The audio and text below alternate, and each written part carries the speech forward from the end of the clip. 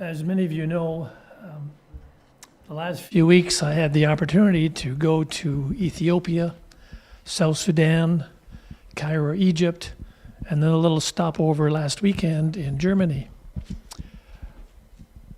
I want to just share a little bit. How do you condense 3.5 weeks down into a few minutes? I want to just share with you a challenge that I was exposed to. It's going to be in two parts. The first part is going to be kind of, you might say, off the record. The second part is some of the challenges, especially in a place like Cairo. So come with me on a little trip. We're in a Boeing 737. We're at 38,000 feet, flying from Juba, South Sudan, flying north, basically along the Nile River. It's daylight, and gradually the sun is setting in the west. My first opportunity to see an African sunset. And as it gets dimmer and dimmer, we're flying north, and then it gets dark, but the sun is still over there in the west. Gradually, it's gone, and it's dark. Every once in a while, we'll look out the window, and there's a few lights down below. And then all of a sudden, there's a whole bunch of lights. Cairo is a huge city. Thanks to the skills of the pilot and the crew, we safely land. We go into the Cairo International Airport, which is a huge airport, and quickly began to learn a few things about Egypt. As we go through all the passport protocol and the security checks, yes, they do security checks even after you get off the plane, just in case you might be bringing something in that they don't like. And we get outside, and we had left 40 degrees Celsius, and suddenly we feel cold. It's only 18 degrees. It's nighttime, but it's not that hit me. It was the smoke. For the last 3 weeks, hardly ever had we seen anyone smoke. But as soon as we got outside the terminal in Cairo, there was people lighting up like you're sitting on top of a smokestack. We waited for a while, and finally we were able to connect with our driver. But I quickly learned a few things about Egypt. Egypt is essentially a secular country. Officially, it is a secular country. Legally, it is a secular country. But about 10% of the population is Coptic, which is just another slightly different form of Catholicism. And approximately 90% of the population is Muslim. When you hear about Christians in Egypt, think Coptic.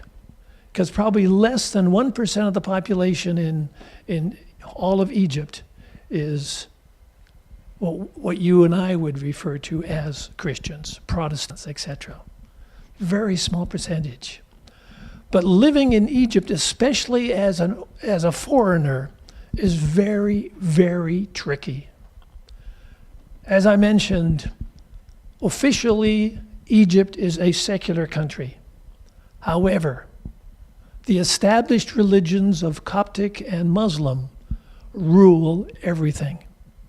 They're not the elected people, but they rule. Let me give you an example. If you do something that some individual in those groups, and it's usually just a few, you and I might call them radicals. And if they see you do something or hear you say something that they don't like, or perhaps they have a grudge against you for some reason, they will then go to the police and file a report. And like here in Canada, the police need to follow up that report. So what happens? Just before we got there, one of our hosts was telling us a Seventh-day Adventist was hauled off to prison, arrested first, taken off to prison. And mind you, when you go to prison there, you're on your own. It's no Hilton. It's nowhere near South Okanagan Correctional Center, you're on your own. And unless you have friends or family on the outside that are able to come and see you every day, you're going to starve to death in there. Doesn't matter what the charges are. The charges could be completely trumped up. That's just the way it is. Our tour guide was telling us, Seventh-day Adventist, he was telling us that, as I mentioned, 90% of the people are Muslim. And so you'll see the mosques everywhere. And every so often you'll see a church, typically a Coptic church. And one of the strategies, subtly unofficial, but it happens, he says, you may have a Coptic church here or a Christian church here, and all of a sudden there's a mosque next door, across the street, or real close by. For us, that would be no problem. But what happens is then the extremists will pray that the Christian church will somehow be destroyed, be it an earthquake or some other accident. And then a subtle law comes into place. Once that Christian church has been destroyed, the law comes into play and says that you cannot build a church X number of meters from a mosque. And if you've ever seen pictures of Cairo, it's like one high-rise after another. Now, when I say high-rise, I'm talking like maybe 10 floors, maybe 20 floors at the most. But it's just one apartment building after another. To me, Cairo is a city of apartments. But because of this subtle law by the extremists, the Christians are now kind of like, where and how do we rebuild a place to come and worship? So those are some of the subtle things in there that very much of an eye-opening. So what happens when somebody gets arrested, thrown into prison, and left there to linger? And if they're able to survive long enough, sooner or later their case will come to court. And typically what happens is, especially if you are a foreigner, you will be politely asked to leave the country within 7 days. Not that you've done anything wrong, but because the accusation now embarrasses the government, and the easy way to deal with this is to ship you out of the country. That's how they deal with it. Keeping in mind that Egypt is secular, but it's the established religions that really roost. So here's the challenge. Soon learn that the population of Egypt is 110 million. The population of the city of Cairo is 22 million. 22 million? That's like half the population of Canada in one small geographic place there on the Nile River. The challenge is that in Egypt, and especially in Cairo alone, in Egypt, the Seventh-day Adventist Church has a presence of just several thousand members, of which over half are foreigners working there in some capacity. So that's just a handful of Seventh-day Adventists that are indigenous Egyptians. For example, in Cairo, I think that the main church, or maybe even the only church, less than 50 members in that congregation are indigenous Egyptians. Let's put that into perspective. I did some arithmetic, and maybe some of you might want to check this out. I figured out that with 22 million people in Cairo, how do you reach them with the good news of the gospel? There's only 50 of you. That works out to about one Seventh-day Adventist for every 440,000 people. That's like one Seventh-day Adventist in the entire South Okanagan. How do we reach them with the gospel? And that's the challenge that we sensed as we met with our church leaders. The challenge. Anyways, part 2. That's the big challenge. Very few Seventh-day Adventists. So I'm supposed to advance this, right? Let's see if I can figure out how this goes. Do I point this at Brady or what? There we go. Cairo, a city of apartment building. This view happens to be in a better part of town. happens to be taken from a third floor window of the Seventh-day Adventist complex in Cairo. It overlooks a sports club, and as you can see, it's just apartments, apartments, and apartments. Now, when people think of Cairo and Egypt, very typically what comes to mind? The pyramids. Spent a few hours there. It's very, very interesting. I learned that the pyramids, that whole area, is nothing more than a huge cemetery. That's really all it is.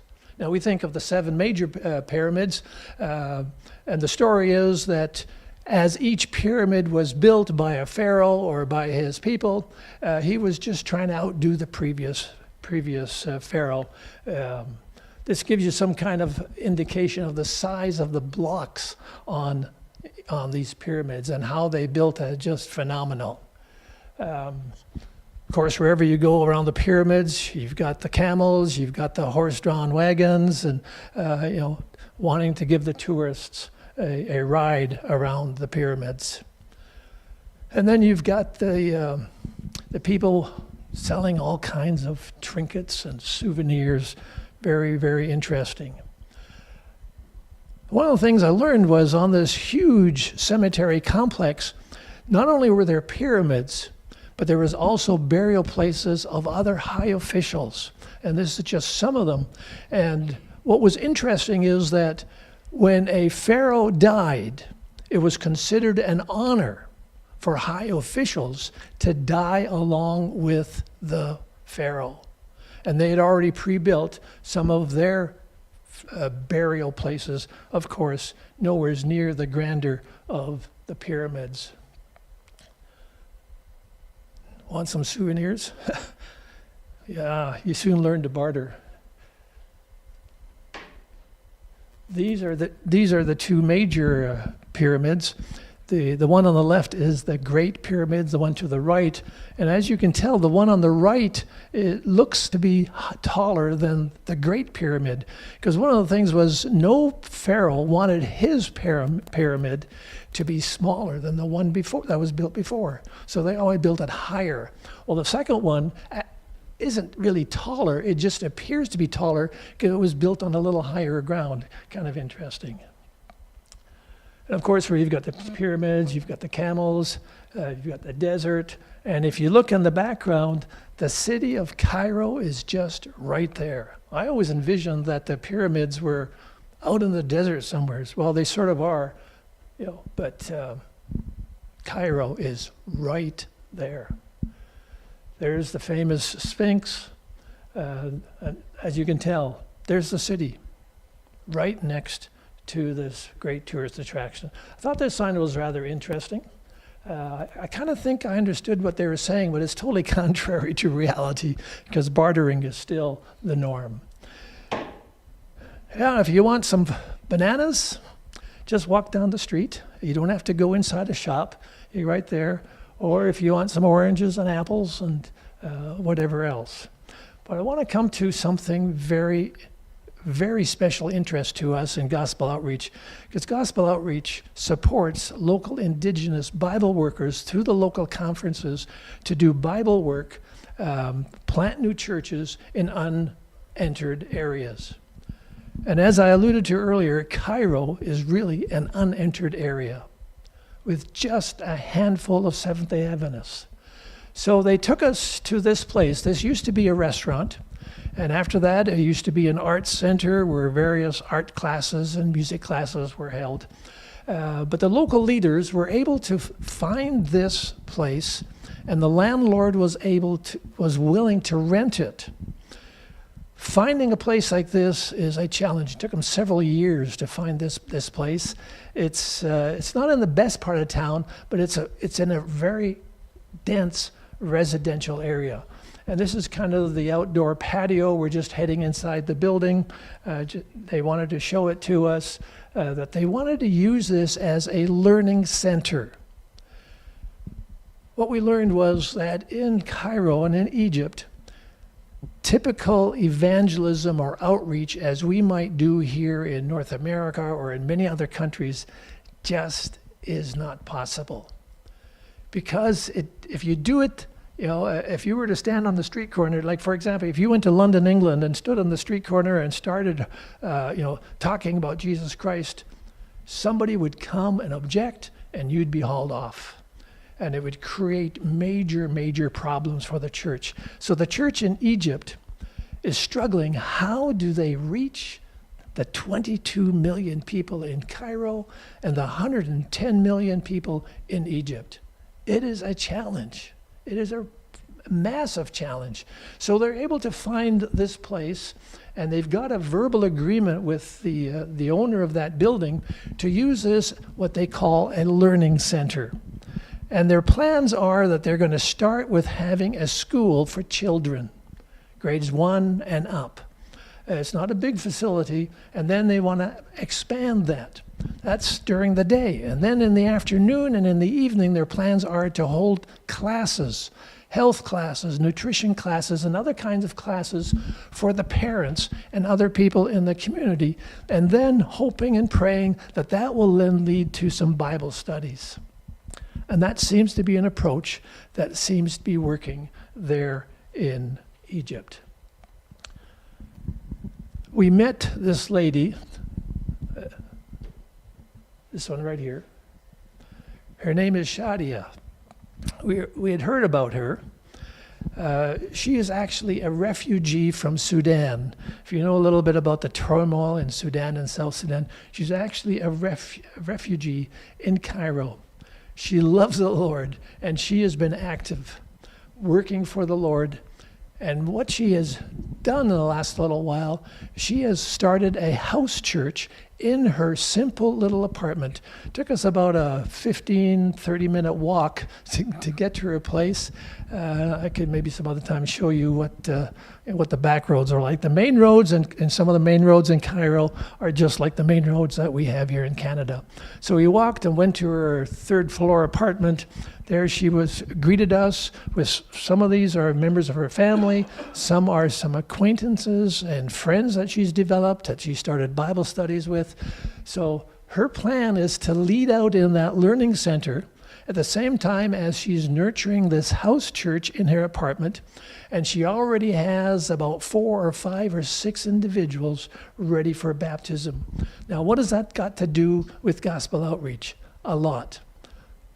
The mission of gospel outreach is Matthew chapter 24, verse 14, where Jesus said, when this gospel is preached to all the world, then the end shall come. And that's the challenge in Cairo. And she has taken that on. Even as a refugee, she has started this home church. She is studying with people, preparing them for baptism. And gospel outreach part is we're able to provide funding so that she can have some financial support. Very brief. If you have any questions, maybe we can we take a time for a question or two? Anyone? Next Sabbath, I want to maybe, if it's okay, I want to share some exciting things that are happening in either Ethiopia or South Sudan. But I was just so impressed with the challenge of taking the gospel to 22 million people in just one city. I invite you to pray for the laborers there. What's happening here? There we go. If you'd like some more information, we've given you a brochure. We do have, Gospel Outreach does have a monthly newsletter. If you'd like to receive that, see me or see my wife. We'll be glad to give you some more information. But I just ask you to pray for our work in some of these countries. It is challenging, but God loves challenges.